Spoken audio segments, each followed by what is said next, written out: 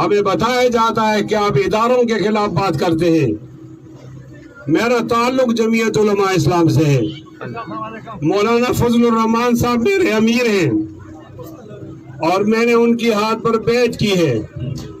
جب جمعیت علماء اسلام کا موقف یہ نہیں ہے کہ ہم اداروں کے خلاف بات کریں تو ہم پہ یہ الزام کیوں لگایا جاتا ہے؟ آج سن لیا جائے، پاکستان اللہ تعالیٰ کی نعمت ہے، اور آج یہ بھی سن لیا جائے کہ ہمارے قریب بھارت ہے، ہمارا دشمن ہے، وہ ہم سے 7 گنا بڑا ہے۔ اگر ہم پاکستان کو اللہ کی نعمت نہیں سمجھیں گے، اس کی حفاظت نہیں کریں گے تو پھر ہم زندہ نہیں رہ سکتے، ہماری آزادی سلب ہو جائے گی۔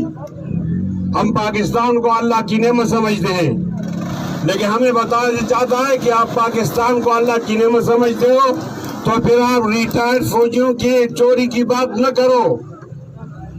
جہاں سے میں نے بات چھوڑی تھی وہیں سے شروع کرتا ہوں۔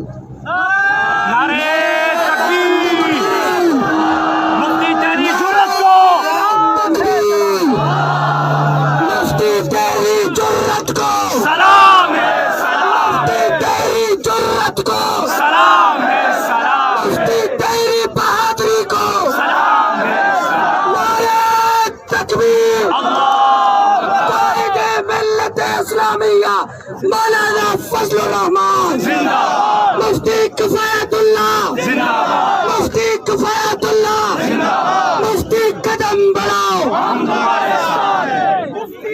یہ بھی بتا دینا چاہتا ہوں،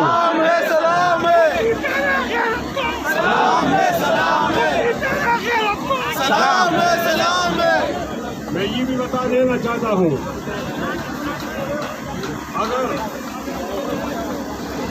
اگر پاکستان میں چوروں کو پکڑنا ہے، پاکستان میں انصاف کو بحال کرنا ہے تو آپ نے کالے اور سفید کی تمیز ختم کرنی ہوگی، آپ نے امیر اور غریب کی تمیز ختم کرنی ہوگی، آپ نے کالے اور چٹے کی تمیز ختم کرنی ہوگی، آپ نے پنجابی اور پختون کی تمیز ختم کرنی ہوگی۔ یہ کون سی بات ہو گئی ہے کہ آپ چوری کریں آپ فرشتہ ہیں، اور لوگ چوری کریں تو وہ چور ہیں؟ یہ تو عملی نہیں چلے گی۔ میں پاکستان میں انصاف کی حمایت کرتا ہوں، اس انصاف کی جو نبی کریم صلی اللہ علیہ وسلم نے بتایا۔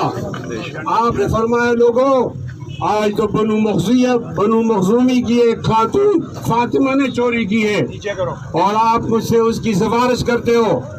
اللہ کی قسم اگر میری بیٹی فاطمہ بھی چوری کرتی تو میں اس کا ہاتھ ضرور کاٹتا۔